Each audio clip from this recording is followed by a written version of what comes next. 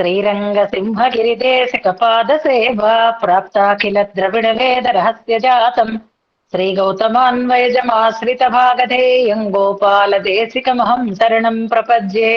वाधूलान्वयसञ्जातमप्पलार्यतनूभवम् गोपालाचार्य सच्छात्रम् वन्दे वेङ्कटदेशिकम् श्रीवात्स्यवरदाचार्य पौत्रम् तत्पदसंश्रयम् तातार्यतनयम् वन्दे रघुनाथाह्वयम् गुरुम् काश्यपान्वय संजातम् नारायणपदाश्रितम् శ్రీమన్నారాయణం వందే యతీశ్వరశ్రియాజుషం. సద్గ్రంథాధ్యయన సంగోష్ఠిని ఈనాటి వ్యాసంగానికి సాదరంగా ఆహ్వానిస్తూ కలిసి ప్రార్థన చేసుకుందాం. శ్రీపరాశర భట్టార్య శ్రీరంగేశ పురోహిత శ్రీవత్సాంకసుత శ్రీమాన్ శ్రేయసే మేస్తు భూయసే భట్టార్య గంభీర హృదబ్ది నిర్యత్ దివ్యామృతస్య క్రమయేష భవ్యః శ్రీరంగరాజస్తవ నామ కోయం ధినోతి నిత్యం విబుధాంతరంగం శ్రీయతీశాన సిద్ధాంత సర్వస్వామల దర్పణం సవోయం రంగరాజస్య భక్త సంజీవనౌషధం.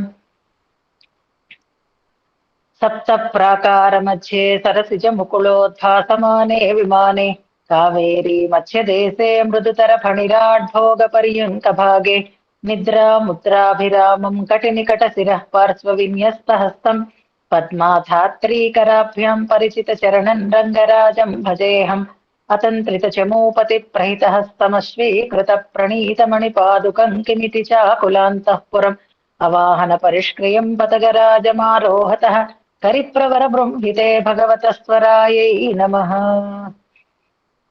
శ్రీరంగేశయ శరణం మమాసి వాచ్యా వ్యాలోలత్కమలతటాకతాండవేన స్రగ్భూషంబరమయథాయథందధానః ధింమామిత్యనుగజగర్జమాజగంధ.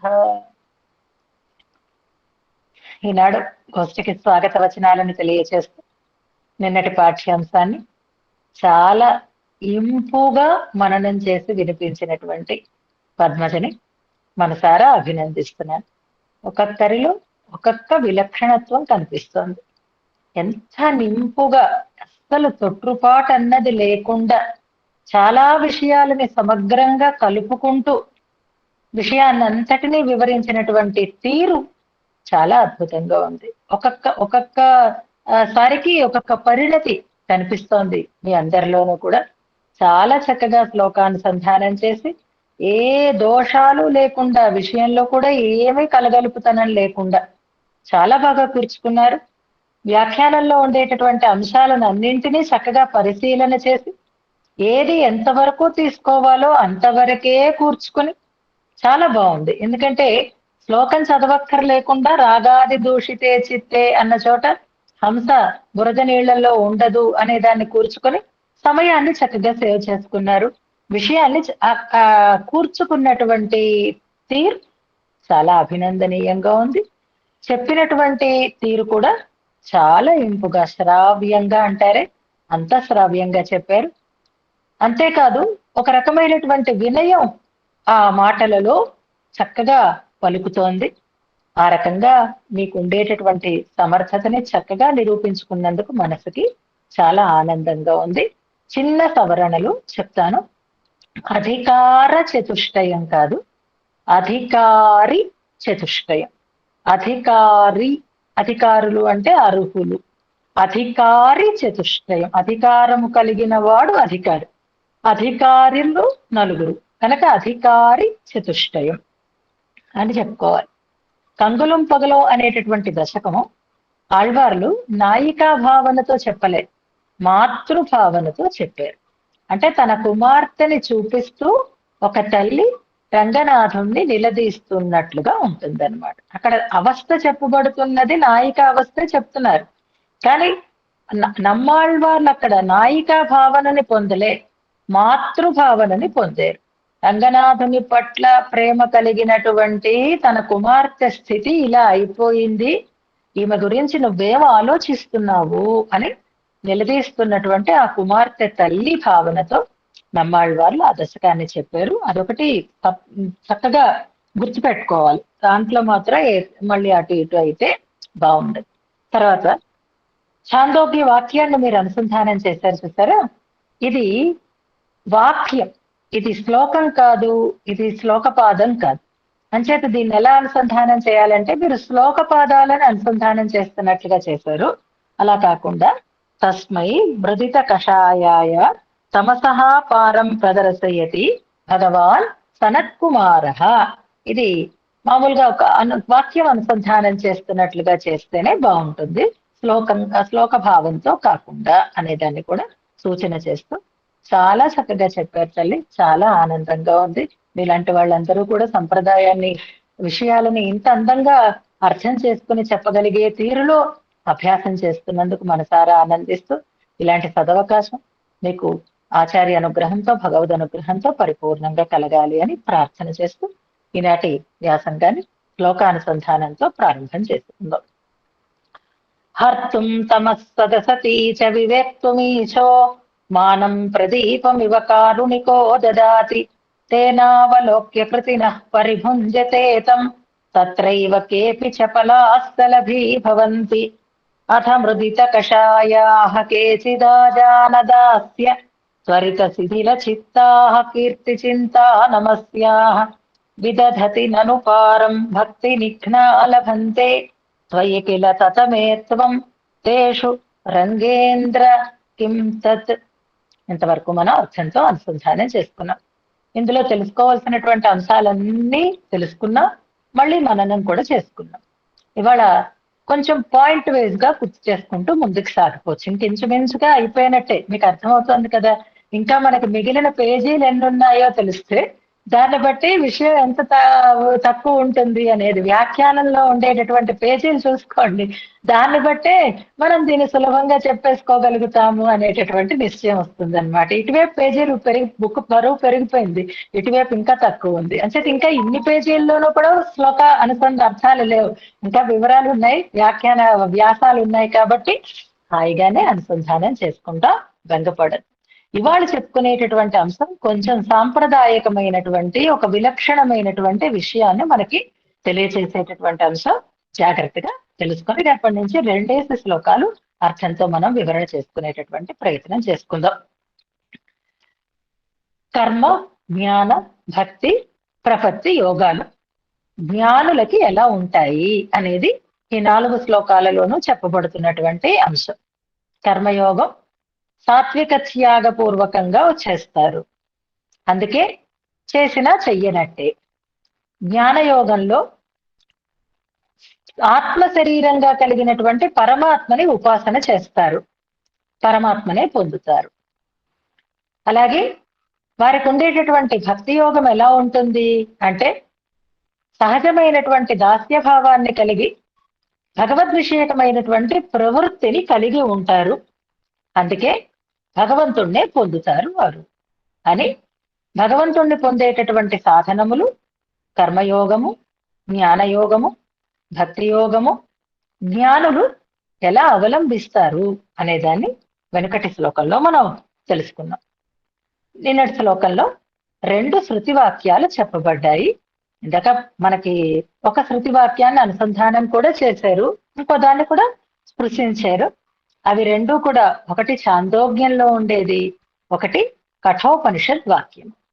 సోత్వనః పారమాప్నోతి తద్విష్ణోః పరమం పదం అని ఒకటి, తద్విష్ణోః పరమం పదం సదా పశ్యంతి సూరయః అని ఒకటి. 2 వాక్యాలు మనకి పూర్వ శతకంలో ఒక శ్లోక వ్యాఖ్యానం దగ్గర వచ్చాయి. మీరు పూర్వ శతకం ఈ అభ్యాసం కూడా ఎంత పర్ఫెక్ట్ గా చేశారు అంటే ఒకసారి వచ్చిన దాన్ని రిపీట్ చేయకుండా ఇంకొక దాన్ని తీసుకుంటూ చెప్పారు. గీత అనుకుంటాను నేను, ఇది ప్రిపేర్ అవ్వమని నేను చెప్పాను. మనకి యద్విష్ణో పదం అనేటటువంటి శ్లోకం దగ్గర ఈ 2 శృతి వాక్యాలు మనం చెప్పుకున్నాం. అందులో తద్విష్ణో సోత్వనః పారమాప్నోతి అనేటటువంటి శృతి వాక్యం మనకి కఠోపనిషద్ వాక్యం. ఆ వాక్యంలో పదం ఇక్కడ పారం అనేటటువంటి పదంతో మనకి స్ఫురింపచేశారు. అలాగే మృదిత కషాయ అనేటటువంటి పదంతో ఛాందోగ్యోపనిషత్తులో ఉండేటటువంటి వాక్యాన్ని తెలియజేశారు. కీర్తి, చింత, నమస్సులు అనేటటువంటి పదప్రయోగం భగవద్గీత శ్లోకం 2వ పాదంలో ఒక శ్లోకము, 4వ పాదంలో ఒక శ్లోకము. దాన్ని ఇప్పుడు మనం మననం ద్వారా తెలుసుకున్నాం. వ్యాఖ్యానంలో చాలా స్పష్టంగా ఉంది, మనం తెలుసుకోవచ్చు. అన్నిటికంటే కూడా ఇక్కడ మనం గుర్తించాల్సినటువంటి పద్ధతి విషయం ఏది అని అంటే, భగవంతుడు భక్తుల హృదయాలలో ఉంటాడు అనేటటువంటి అంశాన్ని ఆశ్చర్యంగా తెలియచేస్తున్నారు భట్టర్ వారు. ఉళ్ళత్తుకొండు మునివర్గళము యోగిగళం అని తిరుప్పావైలో ఉండేటటువంటి ఒక ప్రయోగాన్ని మనం జ్ఞాపకం చేసుకుంటే, ప్రహ్లాదుని గురించి నిన్న చెప్పుకున్నాము. మహనీయుల యొక్క హృదయాలలో పరమాత్మ ఉంటాడు అనడానికి తెల్లవారుజామునే వాళ్ళు లేచినప్పుడు మెల్ల ఎഴുందు అనడంలో హృదయంలో వాళ్ళని పెట్టుకొని ఒక గర్భిణీ స్త్రీలాగా అనేటటువంటి దాన్ని మనకు చెప్తూ యోగి హృదయ వాసం చేస్తాడు పరమాత్మ అనేదాన్ని మనం చెప్పుకున్నాం. దానికి నమ్మాళ్వార్ల లాంటి వారు శిథిల చిత్తులు భగవంతుణ్ణి మనసులో పెట్టుకుని ఆయనకి దాస్యం కోసం ప్రయత్నం చేస్తూ ఉంటారు అని అనుకున్నాం. చింత అనే పదానికి ధ్యానము అనే అర్థాన్ని చెప్పుకున్నాం. చింతయంతి అని ఒక గోపిక గురించినటువంటి ప్రస్తావం మనం పెద్దల ద్వారా వింటూ ఉంటాం. ఆ చింతయంతి ఎవరు అని అడిగితే గోపిక అని మనం వెంటనే సమాధానం చెప్పగలుగుతాం. దాన్ని ఇంకో రకంగా ప్రశ్నిస్తే దీర్ఘ చింతయంతి అంటే ఎవరు అని అడిగితే జ్ఞాపకం పెట్టుకోండి, నమ్మాళ్వార్లని దీర్ఘ చింతయంతి అని అంటారు. దీర్ఘ చింతయంతి అనే మాటని, ఇది మీకు ర్యాపిడ్ ఫైర్ క్వశ్చన్స్ లో రావచ్చు, ఇలాంటివన్నీ మీకు వ్యాఖ్యానంలో కూడా ఉంది, అంచేత జ్ఞాపకం పెట్టుకోండి. చింతయంతి అంటే మనకి కృష్ణ భగవానుడి పట్ల ప్రేమ కలిగినటువంటి ఆ గోపిక. దీర్ఘ చింతయంతి అంటే నిరంతర భగవత్ చింతనలో నిమగ్నులై భక్తి నిఘ్నాహ అన్నట్లుగా ఉండేటటువంటి నమ్మాళ్వార్లు అని మనం అనుసంధానం చేసుకుంటూ, అలాంటి ఈ 2 భగవద్గీత శ్లోకాలు, 2 శృతి వాక్యాలు ఇందులో మనకి సమన్వయం చేయబడి ఉన్నాయి అని. జ్ఞానుల భక్తి యోగ వైభవం ఎంతటిది అంటే భగవంతుడు కూడా వారికి పరాధీనుడై ఉంటాడు అనేదాన్ని మనకని చెప్తూ ఇప్పుడు ప్రపత్తి యోగాన్ని చెప్తున్నారు. వాళ్ళు చేసేటటువంటి ప్రపత్తి ఎలా ఉంటుంది, భగవంతుణ్ణి ఏ రకంగా వారు భావిస్తారు అనేదాన్ని తర్వాతి శ్లోకంలో చెప్తున్నారు. ఇక్కడ ఒక మంచి శ్లోకం ఉంది, ఇది ఎక్కడైనా కోట్ చేసుకోవచ్చు మీరు. రాగాది దూషితే చిత్తే నాస్పది మధుసూదన నబధ్నాతి రతిం హంస కదాచిత్ కర్దమాంభసి. నా హృదయంలో కూడా భగవంతుడు ఉన్నాడు అని, అందరి హృదయాలలోనూ అంతర్యామిగా పరమాత్మ ఉన్నా మనలాంటి వారి హృదయాలలో అంటే రాగాది దోషాలతో కూడి ఉన్నటువంటి మనలాంటి వారి హృదయాలలో అయితే పాపం ముళ్ళు మీద ఉన్నట్టుగా ఉంటాడు. కంటకాగ్రం మీద కాలు పెట్టినటువంటి వాడు ఎలా ఉంటాడో అలా ఉంటాడు పాపం. కానీ మహానుభావుల హృదయాలలో, దోషరహితులైనటువంటి వారి హృదయాలలో ఎలా ఉంటాడు అంటే కదలకుండా ఉంటాడు ఆనందంగా.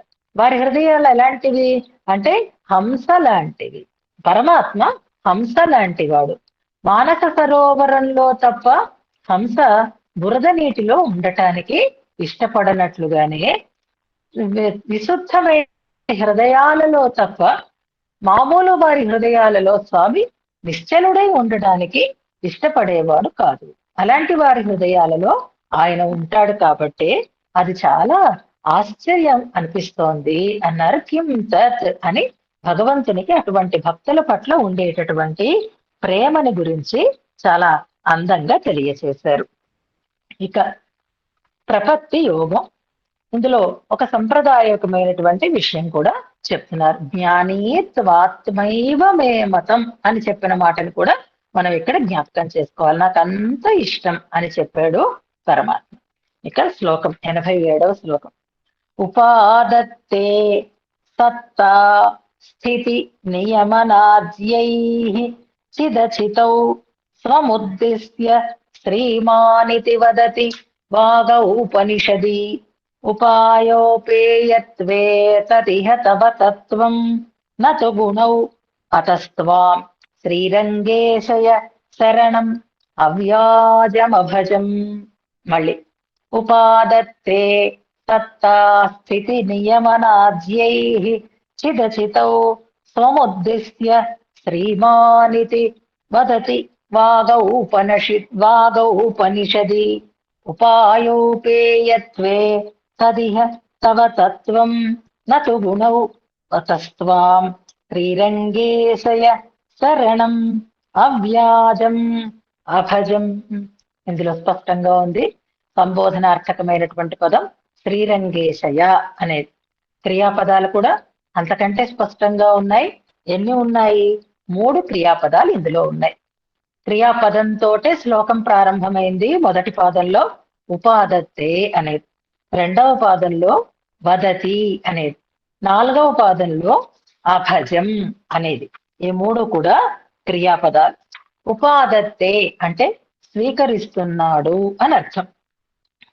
వదతి అంటే చెప్తోంది అని అర్థం. అభజం అంటే ఆశ్రయించేను అని అర్థం, నిన్ను చేరేను అని అర్థం. శరణం అభజం అంటే శరణుగా పొందేను అని, ఆ దాంతో కలుపుకున్నప్పుడు శరణు పొందేను అంటే నిన్నే శరణుగా నేను పట్టేను అనే అర్థంలో ఈ క్రియాపదాన్ని మనం అర్థం చేసుకోవాలి. ఇందులో వాగౌపనిషది అనేటటువంటి ఒక పదం ఉంది. నేను మీకు చాలా వరకు కొన్ని పదాలను అన్నింటినీ కూడా లిస్ట్ అవుట్ చేసి ఇచ్చాను. కంప్లీట్ అయిపోయింది ఆ టాస్క్, పంపించేశాను మీకు అందరికీ కూడా. అందులో నేను వాగౌపనిషది అనేది చేర్చలేదు, చాలా ఎక్కువైపోతున్నాయి కదా అని. ఇప్పుడు మనం ప్రధానంగా గుర్తు పెట్టుకోవాల్సింది ఏది అంటే అన్ని ఉపనిషత్తులలాగే వాగౌపనిషది అని కూడా ఒకటి ఉందేమో అని, అది ఉపనిషత్తు పేరేమో అని అనుకోకండి. ఇది ఉపనిషత్తు పేరు కాదు. మనకి చాందోగ్యోపనిషత్తు, కఠోపనిషత్తు, కేనోపనిషత్తు అన్నట్లుగా వాగౌపనిషది అన్నట్టే అది కూడా ఒక ఉపనిషత్తేమో అనే భ్రమ కలుగుతుంది మనకి. కానీ ఇక్కడ ఉపనిషది వాక్, ఉపనిషత్తుల యొక్క వాక్కు, ఉపనిషత్ సంబంధమైనటువంటి మాట అని అర్థం ఇక్కడ. ఇది జాగ్రత్తగా జ్ఞాపకం పెట్టుకోవాలి. ఏ ఉపనిషత్తు చెప్తోంది అంటే వాగోపనిషత్తు అని మనం తెలివిగా ఆన్సర్ చెప్తే అది తప్పు అవుతుంది. వాక్ అనేది వేరు, ఉపనిషత్ అనేది వేరు. వాగౌపనిషది అనే దానికి ఏమర్థం ఇస్తున్నారు అంటే ఔపనిషది వాక్ అని చెప్తున్నారు. ఉపనిషత్ సంబంధమైనది ఔపనిషది అని.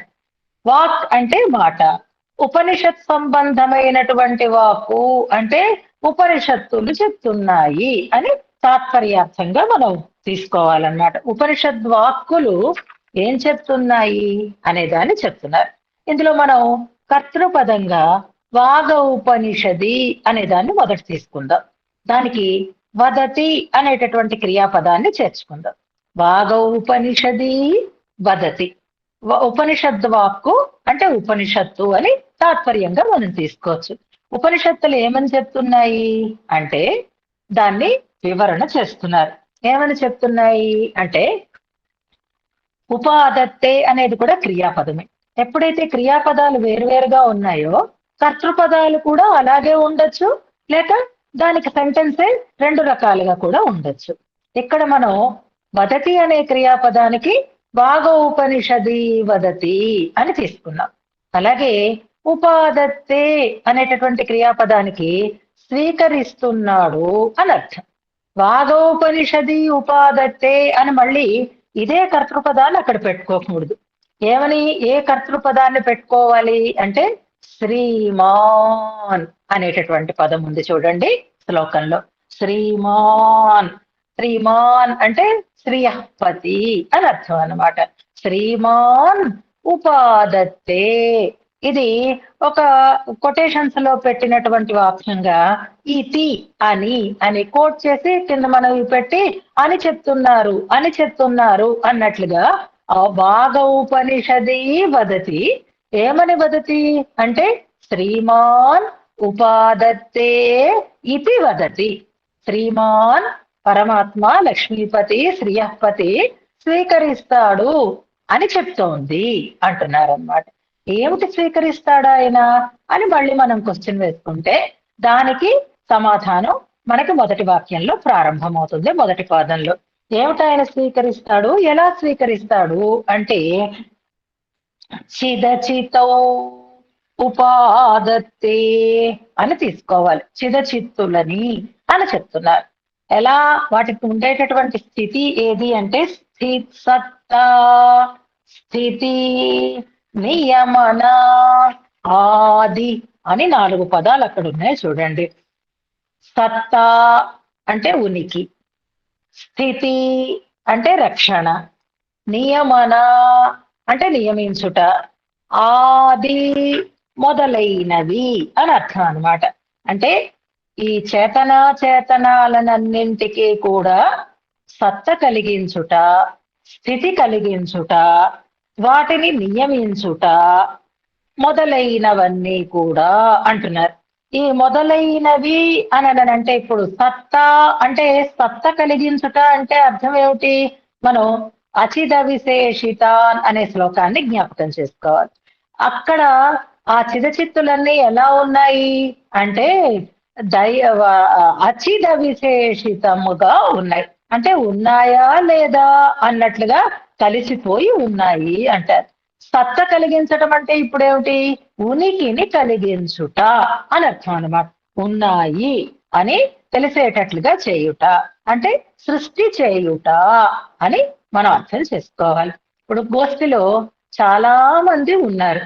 ఉన్నారా లేదా అంటే ఏమో, ఎప్పుడు వీడియో ఆన్ చేసుకోరు, ఎప్పుడు మననం చెయ్యరు, ఎప్పుడు శ్లోకం చెప్పరు, ఎప్పుడు మంగళాశాసనం చదవరు, ఏ టాస్క్ చేయరు.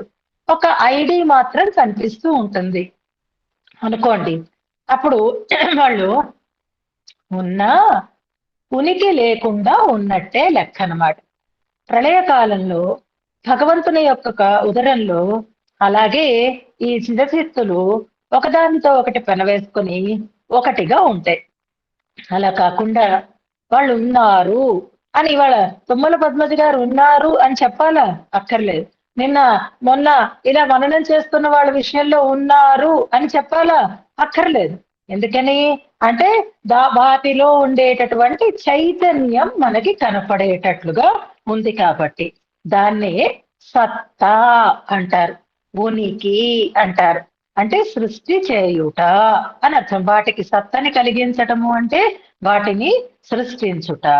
సృష్టించినంత మాత్రంలో అయిపోతుందా? కాపాడాలి. అదే రక్ష, స్థితి. సృష్టి స్థితి ఉంటే సరిపోతుందా? వాళ్ళని కంట్రోల్లో పెట్టుకోవాలి.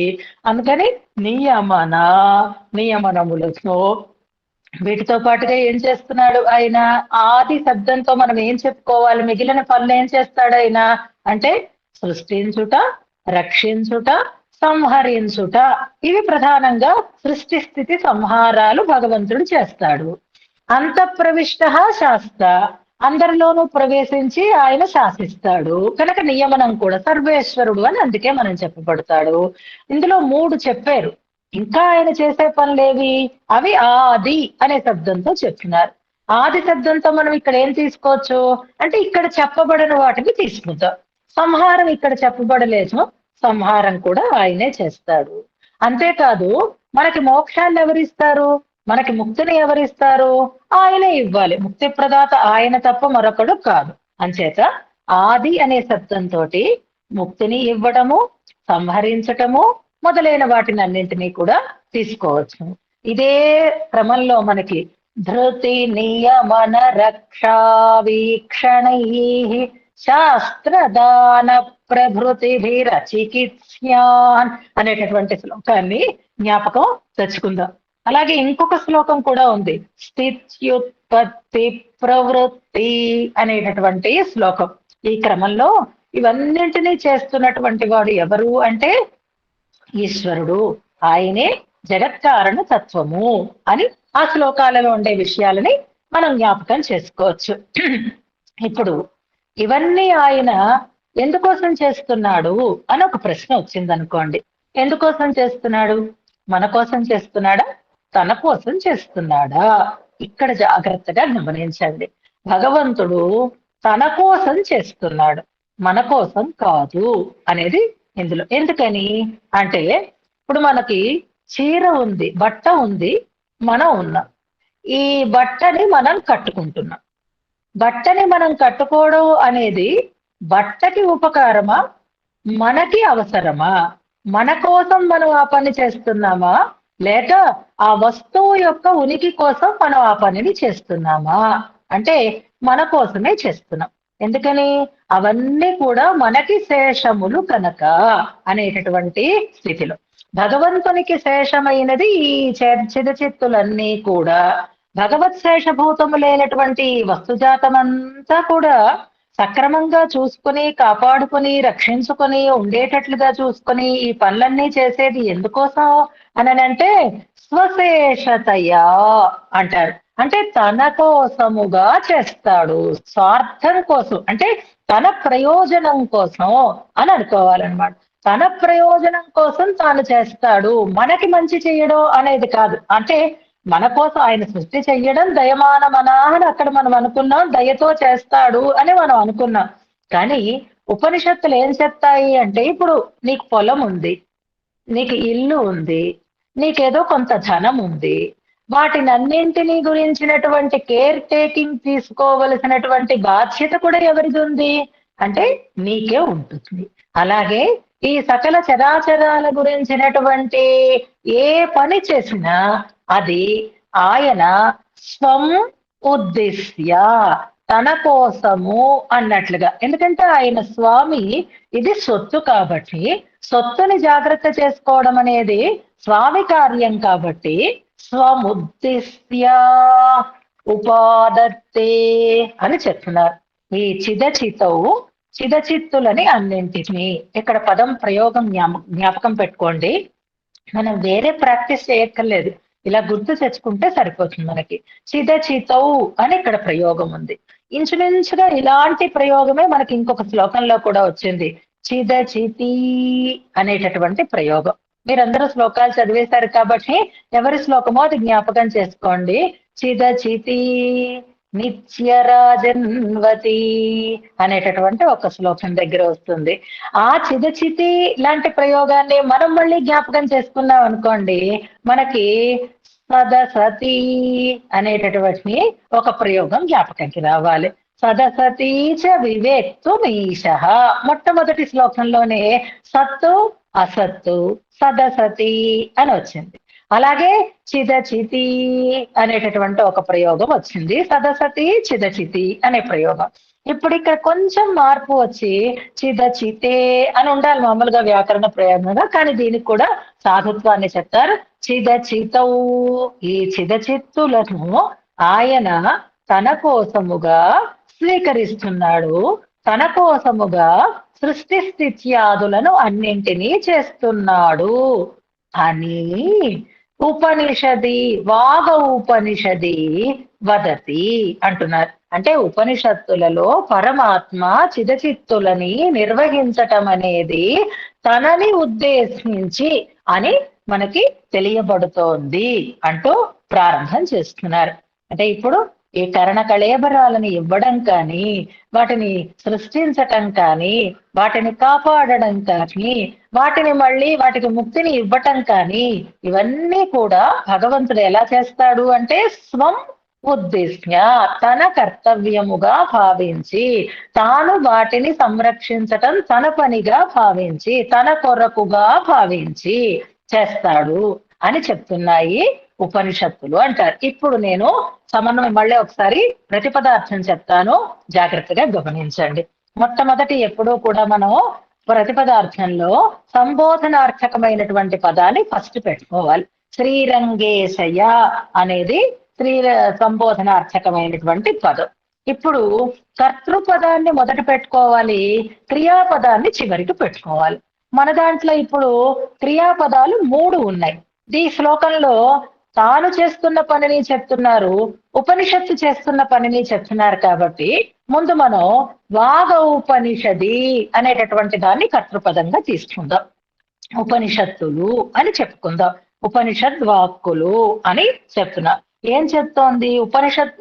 ఉవాచ అంటాం అంటే ఉపనిషత్తు చెప్పింది అన్నట్టుగా. ఔపనిషదీ వాక్ ఉపనిషద్ వాక్యం ఏమంటోంది అనంటే ఇప్పుడు కొటేషన్స్ స్టార్ట్ అవుతున్నాయి అన్నమాట. ఉపనిషత్తులు ఏం చెప్తున్నాయో దాన్ని కోట్ చేసుకుంటున్నాం. ఏమని చెప్తోంది అనంటే, శ్రీమాన్ శ్రియఃపతి స్వం ఉద్దిశ్య తనకు శేషముగా వేటిని చేస్తాడు? చితచితవు చిత్తుని అచిత్తుని కూడా సత్తా స్థితి నియమన ఆద్యై సృష్టించుట, రక్షించుట, నియమించుట, సంహరించుట, ముక్తిని ప్రసాదించుట మొదలైన వాటితో ఉపాదత్తే స్వీకరిస్తున్నాడు, అంటే తనవిగా భావిస్తున్నాడు కనుకనే వాటికి ఆయాయ స్థితులను కలిగిస్తున్నాడు. ఇది వదతి అని చెప్తోంది అంటున్నారు. ఎవరు చెప్తున్నారు అనేసరికల్లా వాగోపనిషది వదతి. ఏం చెప్తోంది అంటే, భగవంతుడు ఇలా వాటిని స్వశేషంగా స్వీకరిస్తున్నాడు అని చెప్తోంది అంటున్నారు. ఇప్పుడు భట్టర్ వారు ఒక స్టేట్మెంట్ చేయబోతున్నారు. భట్టర్ వారు పరమాత్మని ప్రపత్తి చెయ్యాలి. ఇంతకు ముందు చెప్పినటువంటి రీతిలో ఏ సాధనాలు కాకుండా భగవంతుణ్ణే సాధనగా పెట్టుకొని భగవంతుడిని చేరాలి. ఇప్పుడు భగవంతుడే మనకి ఉపాయము కూడా అని చెప్పడం కోసం ముందు ఇంట్రడక్షన్ అన్నమాట. ఎందుకు ఆయన ఉపాయం అవుతాడు, ఎందుకు ఆయన ఉపాయం అవుతాడు? వెనక చెప్పినటువంటి వాటిల్లో అయితే భక్తి యోగం ద్వారా పొందుతున్నాము, జ్ఞానయోగం ద్వారా పొందుతున్నాము, కర్మయోగం ద్వారా పొందుతున్నాము. అంటే పొందబడేది భగవంతుడు అవుతున్నాడు, కానీ పొందించేవాడు భగవంతుడు కావటం లేదు. పొందడానికి ఒక సాధనాన్ని పడుతున్నాము, పొందేటటువంటి ఫలంగా పరమాత్మని మనం అనుకుంటున్నాము. అంటే అక్కడ ఏమైంది? ఫలితం ఒకటే అయింది, సాధనము ఒకటే అయింది. కానీ ప్రపత్తి చేసేటటువంటి వారు భగవంతుణ్ణి పొందడానికి వేరే సాధనాన్ని ఆశ్రయించరు, భగవంతుణ్ణే సాధనంగా ఆశ్రయిస్తారు. భగవంతుడే ఉపాయం కూడా అవుతాడా అంటే అవును అని నిర్ధారణ చేస్తున్నారనమాట ముందటి 2 పాదాలలోనూ కూడా. ఎంచేత ఆయనే ఉపాయం అవుతాడు అనంటే, కన్న తల్లి పిల్లలకి పాలు పడుతోంది, స్నానం చేయిస్తోంది, పడుకోబెడుతోంది, చదువు చెప్తోంది. ఎవరి కోసం? ఎవరనుకుని చేస్తోంది అంటే స్వశేషతయా, తనది అని అనుకుని దాన్ని కాపాడుకుంటోంది, దాన్ని రక్షించుకుంటోంది, దాని మంచి కోసం ప్రయత్నం చేస్తోంది. అలాంటప్పుడు ఆ పిల్లవాడికి ఏమైనా కావాలనుకోండి, అప్పుడు సాధనం ఎవరవుతారు? ఆ తల్లే అవుతుంది కదా.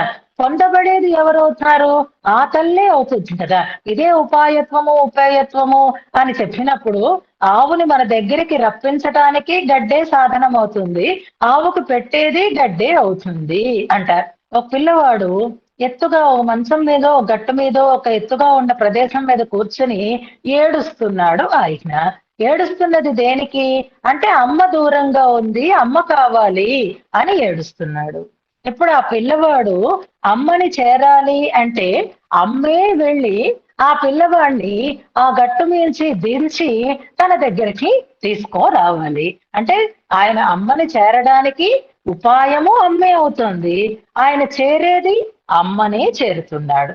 అలాగే పరమాత్మ మనకి ఉపాయము అవుతాడు, ఉపేయము అవుతాడు అన్నదానికి చెప్పడానికి ముందుగా, స్వామి ఇదంతా నీకు శేషమైనదిగా భావించి దీని గురించినటువంటి స్వాధీన వీటి యొక్క నియమనాన్ని, అంటే స్వాధీన త్రివిధ చేతన చేతన అని చెప్పిన మాటల్ని మనం గుర్తుపెట్టుకోవాలన్నమాట.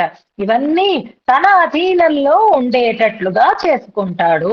ఈ చిదచిత్తులని ఆయన అలా స్వీకరిస్తాడు. తల్లి పిల్లలని తన వారినిగా భావించి తన కంట్రోల్లో పెట్టుకొని తను వాళ్ళని పోషించి తను వాళ్ళని కని ఎలాగైతే తనకి చెందిన వారినిగా వారిని స్వీకరిస్తుందో భగవంతుడు అలాగా వీటిని స్వీకరిస్తాడు అని ఉపనిషత్తు చెప్తోంది. కాబట్టి ఇప్పుడు భగవత్ స్వరూపాన్ని మనం ఎలా భావించాలి అంటే తర్వాత 2 వాక్యాలలోనూ చెప్తున్నారు చూడండి. తత్ అందువలన, ఇహ ఇక్కడ అని అర్థం అన్నమాట.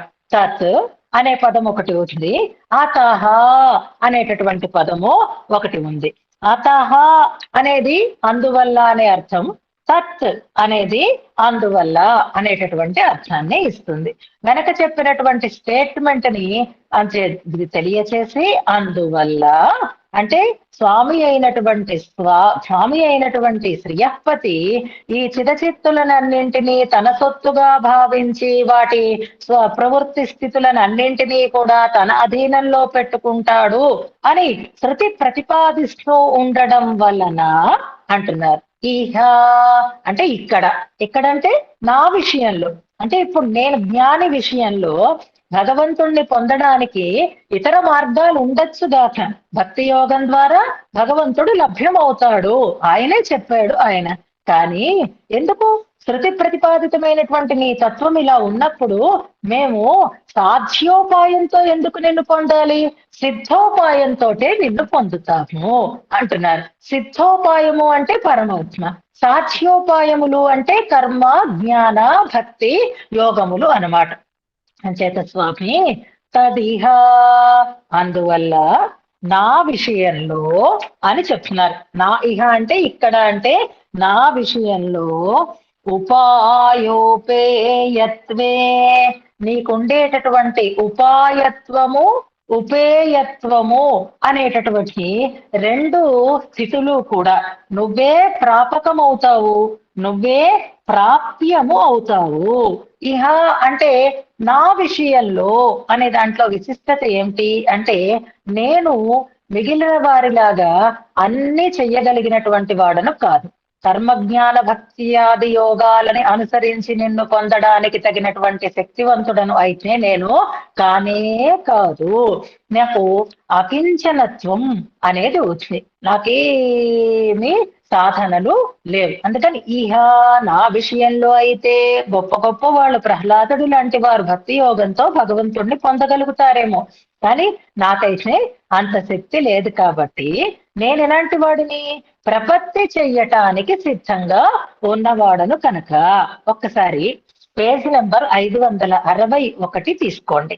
అందులో కొన్ని ప్రింటింగ్ మిస్టేక్స్ వస్తే దాన్ని ఎలా అర్థం చేసుకోవాలో తెలియక అలాగే మళ్ళీ రిపీట్ చేసుకుంటామేమో అన్న భయంతో, తెలియక ఈ డిజిటల్ ఇది వచ్చిన తర్వాత మనం ఒకటి టైప్ చేస్తాం, అక్కడ ఇంకో పదం వస్తుంది, దాన్ని కరెక్ట్ గా వచ్చిందా లేదా చెక్ చేసుకోకపోతే ఆ పదం అలాగే వెళ్ళిపోతుంది. డైలీ మనం వాట్సాప్ లో టైప్ చేసినప్పుడు ఇలాంటి మిస్టేక్స్ ఎన్నో వస్తూ ఉంటాయి కదా. ఇక్కడ చూడండి, పేజ్ నెంబర్ 561. ఈ శ్లోకాలను ప్రాక్టీస్ చేస్తున్న వాళ్ళు ప్రత్యేకించి దిద్దుకోవాలి కాబట్టి ఇప్పుడే చెప్తున్నాను, తర్వాత మర్చిపోతామని. ఈహ అని పదానికి అర్థాన్ని రాస్తున్నారు చూడండి. అకించనుడనైన నా విషయంలో అని అర్థం అని రాసేశారు. తర్వాత ఉన్న పదం చదవండి, వాక్యం ఇది ప్రాపర్టీ చేసే సందర్భం కనుక అన్నారు. ఎలా అర్థం చేసుకుంటారు దీన్ని? ప్రాపర్టీ చేయడం ఏమిటి? ప్రాపర్టీ అంటే మనకు తెలుసు మన సొత్తు అని, ఇందాక స్వామి సొత్తు అని చెప్పుకుంటున్నాను కాబట్టి, ఓహో సొత్తు చెయ్యడం ఏమిటైతే ఈ ప్రాపర్టీ చేసే అని వచ్చేసరికల్లా అక్కడ తప్పెక్కడ పడింది? ఇహ నా విషయంలో అంటే ఇది ప్రపత్తి చేసే సందర్భం కనుక అని దిద్దుకోవాలన్నమాట. ప్రాపర్టీ అనేది తప్పు పడింది, ప్రపత్తి చేసే సందర్భం కనుక అంటున్నారు. నేను అంటే ఇప్పుడు ప్రపత్తి చేసేవాడు ఎప్పుడు కూడా అకించన అనన్యగతి అని కదా ప్రపత్తి చేస్తున్నారు. కాబట్టి ఇక్కడ నేను అంటే అకించనుడనైన నేను అని అర్థం చెప్పుకోవాలన్నమాట. అలాంటి నేను ఏదో ఇంకొక సాధనంతో నిన్నెందుకు పడతానయ్యా? ఉపనిషత్తు వాక్యాన్ని బట్టి, ఉపనిషత్ సిద్ధాంతాన్ని బట్టి ఏం తెలుస్తోంది అంటే ఉపాయ ఉపేయత్వే, ఉపాయము కావటము, ఉపేయము కావటము, ఇవి రెండు కూడా తవ తత్వం, తవ నీ యొక్క తత్వము అంటే స్వరూపము అని అర్థం అన్నమాట. భగవంతుడికి ఎన్నో స్వరూప, రూప, గుణ, విభూతులను గురించి మనం చెప్పుకున్నాం. భగవంతుడు ఉపాయం భగవంతుడు ఉపేయము అని చెప్పినప్పుడు ఆ ఉపాయత్వం కానీ ఉపేయత్వం కానీ భగవంతునికి ఉండేటటువంటి గుణములు అని మాత్రం అనుకోవద్దు. అది భగవంతుని యొక్క తత్వము, స్వరూపము, సహజము అని అర్థం అన్నమాట. అమ్మ ప్రేమ కలిగి ఉండుట అనేది, అమ్మకి ప్రేమ అనేది గుణం కాదు, అమ్మకి ప్రేమించటం అనేది తత్వం. అమ్మ యొక్క స్వరూప నిరూపకమే ప్రేమించుట అనేటటువంటిది. అంతే తప్ప అమ్మలో ఉండేటటువంటి ఒక గొప్పతనాన్ని తెలియచేసేటటువంటి అంశం కాదు కదా. అలాగే భగవంతుడు సత్యం, జ్ఞానం, అనంతం, బ్రహ్మ అని ఉపనిషత్తు చెప్తుంది. సత్యము అంటే సత్యస్వరూపుడు, జ్ఞానస్వరూపుడు, ఆనంద స్వరూపుడు అని అవి ఆయనకి తత్వము తప్ప, స్వరూపము తప్ప అవి ఆయనకి గుణములు కావు. భగవంతుడిలో మనం షడ్గుణములు లేదా అనంత గుణములు అని చెప్పుకుంటూ వస్తున్నాం చూసారా. అలా జ్ఞాన, శక్తి, బల, ఐశ్వర్య గుణాలలాగే ఈ ఉపాయత్వ, ఉపేయత్వ అనేవి కూడా, ఉపాయత్వము ఉపేయత్వము కూడా గుణకోటిలోకి చేరతాయి అని అనుకోకండి. అవి గుణములు కాదు, భగవంతుని యొక్క స్వరూపము అని స్పష్టం చేస్తున్నారు.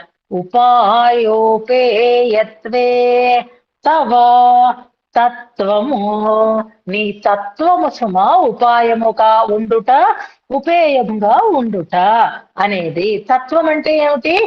ఏ ఏ లక్షణమైతే ఆ వస్తువుని స్పష్టంగా నిరూపణ చేస్తుందో దాన్ని తత్వము అని అంటారు. దానిలో మరికొన్ని విలక్షణత్వాలను ఏదైతే చెప్తుందో వాటిని గుణములు అని అంటారనమాట. ఇప్పుడు శాస్త్రీయమైనటువంటి ఉదాహరణ మనం ఇచ్చుకోవాలి అంటే కుండ అని అన్నాం. కుండ అని అంటే, కుండ అనేసరికల్లా మనకి చాట గుర్తు రాకుండా ఉండాలి, కుండ అనేసరికల్లా కర్ర గుర్తు రాకుండా ఉండాలి, కుండ అనేసరికల్లా బట్ట గుర్తు రాకుండా ఉండాలి. ఇవన్నీ కానిది కదా కుండ అని చెప్పబడుతుంది. కుండ అనేసరికల్లా దాని లక్షణం ఏమిటి? కుండగా దాన్ని మనం తెలుసుకోవాలి అంటే ఇదిగో ఇంత బాణ పొట్ట ఉండాలి, ఇలా మూతి ఉండాలి. ఆ రూపం ఏదైతే ఉందో దాన్ని స్వరూప నిరూపక ధర్మం అని అంటారు అన్నమాట. ఇప్పుడు నల్ల కుండ అని అన్నాం అనుకోండి, పెద్ద కుండ అన్నాం అనుకోండి, మట్టి కుండ అని అన్నాం అనుకోండి. ఈ మట్టి, నల్ల, పెద్ద ఇవన్నీ గుణములు కానీ స్వరూప నిరూపకములైనటువంటివి కాదనమాట. అంచేత భగవంతుడి దగ్గర కూడా ఇప్పుడు భగవంతుడు అని అనాలనుకోండి, భగవంతుడు అనేసరికల్లా ఉపాయమైన వాడు, ఉపేయమైన వాడు. ఎవరైతే ఉపాయము, ఎవరిలో అయితే ఉపాయత్వము, ఉపేయత్వము అనేటటువంటి తత్వం ఉంటుందో ఆయన భగవంతుడు అని తెలుసుకోవాలి తప్ప ఉపాయము కలవాడు, ఉపాయముగా అయినవాడు అని, జ్ఞానము కలవాడు అన్నట్లుగా ఉపాయము అనేది గుణం కాదు. ఎందుకంటే గుణమైతే ఒక్కొక్కసారి మనం ఆరోపించుకోవలసి వస్తుంది. కానీ తత్వం అది, ఆ తత్వం ఆయనది ఉపాయమగుట, ఉపేయమగుట అనేది ఆయన తత్వం. కాబట్టి నాతో గుణవు అని కూడా స్పష్టంగా చెప్తున్నారు. ఈ గుణత్వము, ఉపాయ తత్వము అని చెప్పేటప్పుడు ఒకటి స్వరూప నిరూపకమైనది, మరొకటి నిరూపింపబడినటువంటి స్వరూపము యొక్క విశిష్టతలని తెలియచేసేది అని శాస్త్రీయంగా చెప్తున్నారు. అంతగా ఎందుకు? అమ్మ అనేసరికల్లా ప్రేమమూర్తి అని మనకు వెంటనే తట్టుతుంది. అది తత్వం అన్నమాట. తల్లికి ఆ ప్రేమ కలిగి ఉండుట అనేది సహజమైనటువంటి స్వరూపము. మిగిలినవి గుణాలలోకి వస్తాయి. కనుక భగవంతుడు ఉపాయోపేయుడు, ఉపాయము ఆయనే, ఉపేయము ఆయనే అని చెప్పినప్పుడు ఆ ఉపాయత్వ ఉపేయత్వములు రెండు కూడా ఆయనకు ఉండేటటువంటి తత్వమే తప్ప నతు గుణవు, అవి గుణములు కావు. ఇప్పుడు అలాంటి భగవంతుణ్ణి మనం పొందాలి అని అనుకున్నప్పుడు ఆ భగవంతుని తత్వము ఉపాయత్వము అయినప్పుడు వేరొక ఉపాయాన్ని పట్టాల్సినటువంటి అవసరం ఏముందండి? ఆయననే ఉపాయంగా పట్టుకుంటున్నాము. అందుకే వేరే సాధన అక్కర్లేకుండా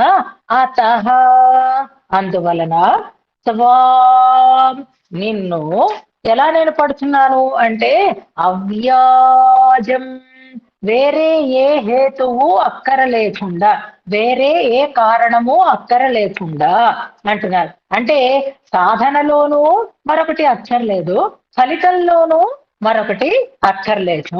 ఒక ఒక ఒక ఫలాన్ని అపేక్షించి ఒక సాధనాన్ని మనం పడతాం, లేదా ఒక ఫలంతో పొందడానికి వేరే సాధనంతో ఆ ఫలాన్ని మనం పట్టుకుంటున్నాం. అలా అక్కర్లేకుండా భగవంతుడు సిద్ధ ఉపాయం, ఉపాయ స్వరూపమే ఆయన కాబట్టి మరి ఇంకా వేరే సాధనాలు అవసరం లేకుండా అవ్యాజం అంటే ఏమిటండి, నేను నీ దగ్గరికి రావడానికి వేరే కారణం ఉండాలా, తల్లి దగ్గరికి పిల్లవాడు చేరడానికి కారణం ఉండాలా, అవ్యాజం అమ్మ నన్ను ఒళ్ళో కూర్చోపెట్టుకుంటుంది అనేటటువంటి పరిపూర్ణమైనటువంటి విశ్వాసంతో కదా అమ్మ దగ్గరికి వస్తాడు పిల్లవాడు. అలాగే మనం కూడా భగవంతుడి దగ్గరికి ఎలా వెళ్ళాలి అంటే పరిపూర్ణమైనటువంటి విశ్వాసంతో మన తల్లి ఒడికి చేరినట్లుగా పిల్లవాడు మనం కూడా భగవంతుడిని శరణు వేడడం అంటే పరిపూర్ణమైనటువంటి విశ్వాసంతో శరణు వేడాలి, విశ్వాసంలో ఏ రకమైనటువంటి లోటు లేకుండా అని అవ్యాజం అంటున్నారు. అంతేకాదు నీ నుంచి మిగిలినటువంటి ఫలితాలని కోరకుండా, నిన్ను చేరడానికి వేరే సాధనాన్ని అవలంబించకుండా, ఏ వ్యాజము లేకుండా నిన్ను శరణం అభజం, శరణుగా అభజం పొందేను. నువ్వే ఉపాయం, సిద్ధోపాయం నువ్వే కనుక నాకు నువ్వే ఉపాయము, ఫలం నువ్వే కాబట్టి నువ్వే ఉపేయము అని ఉపాయోపేయత్వే తదిహ తవ తత్వం నతు గుణౌ. ఉపాయోపేయములు రెండు కూడా నీకు తత్వమే తప్ప గుణములు కావు అంటున్నారు ఇందులో.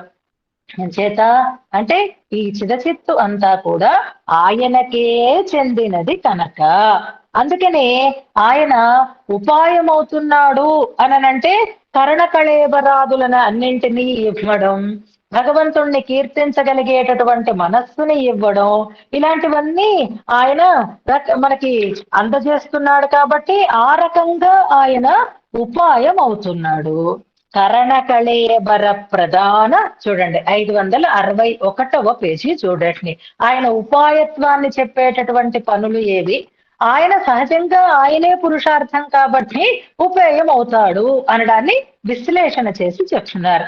ఆయనే ఉపాయము అంటే మనకి ఏదైనా కావాలనుకోండి అమ్మ అంటాం, ఆ ఇచ్చేది ఎవరవుతారు, అమ్మే అవుతుంది అనమాట.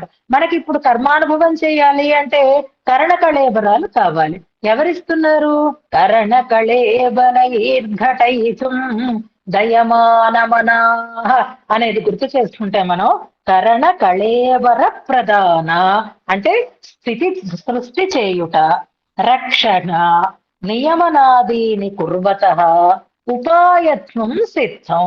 ఇది కావాలంటే ఆయనేనండి, ఆయన పట్టండి అయిపోతుంది అన్నట్లుగా మనకి ఏది కావాలన్నా, మనని రక్షించాలన్నా, మనని శాసించాలన్నా ఎలా అయితే తల్లే మనకి అవుతుందో అలాగే పరమాత్మే ఉపాయము. మరే ఉపాయాలని పట్టుకోకండి. అమ్మని చాక్లెట్ అడగాలి అంటే మరొకరిని పట్టాలి అనుకునేటటువంటి స్థితి మనకి అది ఒక కపటమైనటువంటి ప్రవృత్తి కింద అవుతుంది.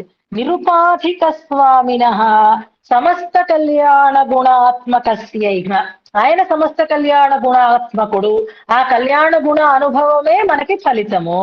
ఆయన సమస్త కళ్యాణ గుణాకరుడుగా ఉండడం అనేది ఆయన లక్షణం కాబట్టి ఆయనే ఉపాయం కూడా అవుతున్నాడు, ఆయననే పొందడం అనేదే మనకి ఫలితంగా చెప్పబడుతోంది. ఏతాదృశత్వాత్ ఉపేయత్వం సిద్ధం అంటున్నారు. అనుభవించవలసినటువంటి కళ్యాణ గుణ భోగ్యత కలిగిన వాడు కాబట్టి ఉపేయము, కావలసినటువంటి వాటినన్నింటినీ అందజేస్తున్నవాడు కాబట్టి ఉపాయము. ఈ ఉపాయత్వము ఉపేయత్వము రెండూ కూడా ఆయనకి స్వరూపములే ఆయనకవి వచ్చి చేరినవి కాదు, ఎక్కువ అతిశయాన్ని కలిగించేటటువంటి గుణముల వంటివి కాదు, జ్ఞానబలైశ్వర్య వీర్య శక్త్యాదుల లాంటివే అని మాత్రం అనుకోకండి. ఆయన ఉపాయత్వము ఉపేయత్వము సత్యం జ్ఞానం అనంతం బ్రహ్మ అనేటటువంటి స్వరూప నిరూపకములైనటువంటి లక్షణములు అని ఇందులో చాలా అద్భుతమైనటువంటి సిద్ధోపాయత్వం అనేటటువంటి ఒక విలక్షణత్వం పరమాత్మకి ఉంది కనుకే జ్ఞానులైనటువంటి వారి ప్రపత్తి ఎలా ఉంటుంది అంటే భగవంతుడు తప్ప వేరొక సాధనము లేదు, భగవంతుడు తప్ప వేరొక ఫలితము లేదు అనేటటువంటి భావనతో భగవంతుణ్ణి వాళ్ళు శరణు పొందుతారు అంటూ చాలా స్పష్టంగా ఇందులో మనకి తెలియజేస్తున్నారు. వాగౌపనిషదీ వదతి అన్నప్పుడు కొన్ని ఉపనిషద్ వాక్యాలని మనకి ఇక్కడ తెలియచేస్తున్నారు. ఏది అనంటే ఈ తైత్తిరీయోపనిషద్ వాక్యం ఎక్కువగా మనం వింటూ ఉంటాము. యతో వా ఇమాని భూతాని జాయంతే ఏన జాతాని జీవంతి యత్ ప్రయంతి అభిసంవిసంతి తద్బ్రహ్మ విజిజ్ఞాసస్వ అనేట మాట అన్నింటికి ఆయన సృష్టి స్థితి సంహారాలకి ఆయనే కారణము అని చెప్తున్న ఉపనిషద్వాక్యాన్ని తెలుసుకుందాం. ఇక నియమనం గురించి చెప్పారు కాబట్టి అంతఃప్రవిష్ట శాస్త అనేటటువంటి మాటని గుర్తుపెట్టుకుందాం. నియమనం అనేది మనకి దాంట్లోనే తెలుస్తుంది. ఎందుకలాగా అంటే పతిం విశ్వస్య, ఈ విశ్వానికంతటికీ కూడా ఆయనే స్వామి కనుక, ఆయనవే ఇవి కనుక ఒక రాజుగారు రాజ్యాన్ని పరిపాలన చేస్తున్నాడు అంటే తనదిగా భావించి చేస్తున్నాడు, తన కర్తవ్యంగా భావించి చేస్తున్నాడు, తన స్వార్థంగా భావించి చేస్తున్నాడు అన్నట్లుగానే భగవంతుడు చిదచిత్తులని ఈ రకమైనటువంటి వాటితో సంరక్షిస్తాడు. అలాగే వాటి చేత ఆయన పొందబడేవాడు అవుతాడు అంటూ ఇందులో ప్రపత్తి యోగ నిష్ఠులైనటువంటి జ్ఞానుల యొక్క స్థితిని చెప్తున్నారు. అందుకే భట్టర్ వారు కూడా చెప్తున్న మాట ఏమిటి అంటే, స్వామి అకించనుడనైనటువంటి నేను కూడా నిన్ను శరణం అవ్యాజం అభజం. పెద్దలైనటువంటి యామునాచార్యుల వారు కానీ భగవద్ రామానుజాచార్యుల వారు కానీ ప్రపత్తిని ఎందుకు ఇలా చేశారు అంటే ఆయన తత్వము ఉపాయోపేయత్వము కనుక ఇతర సాధనాలని కాకుండా ప్రపత్తి సాధనంగానే సిద్ధోపాయాన్ని పట్టే భగవత్ ప్రాప్తిని కోరుకున్నటువంటి వారు అయినారు అని ఒక సంప్రదాయ రహస్యాన్ని చాలా అందంగా ఇందులో మనకి ప్రతిపాదన చేస్తున్నారు. భట్టర్ వారు శ్లోకాన్ని ఉపదేశాత్మకంగా అనుసంధానం చేసుకుందాం. ఇందులో చెప్పినప్పుడు అలా ఉపాయము ఉపేయము ఆయనే అన్నవాడి లక్షణం ఏమిటి అంటే శ్రియపతిత్వం. కనుకే ఉపనిషత్తు కూడా ఎప్పుడు కేవల నారాయణుడు అని చెప్పదు, శ్రియపతే అని చెప్తుంది అనడం కోసమే శ్రీమాన్ అనేటటువంటి పదప్రయోగం ద్వారా ఆ శ్రియపతిత్వం అనేటటువంటి విలక్షణమైనటువంటి లక్షణాన్ని ఇందులో మనకి స్ఫురింపచేస్తున్నారు. శ్లోకాన్ని ఉపదేశాత్మకంగా అనుసంధానం చేసుకుందాం. పద్మజ గారు ఉపాదత్తే ఒక్క నిమిషం. ఇందులో ఇంకొక ముఖ్యమైనటువంటి విషయం ఏది అంటే మళ్ళీ ఒకసారి ద్వయమంత్రానుసంధానం చేస్తున్నారు.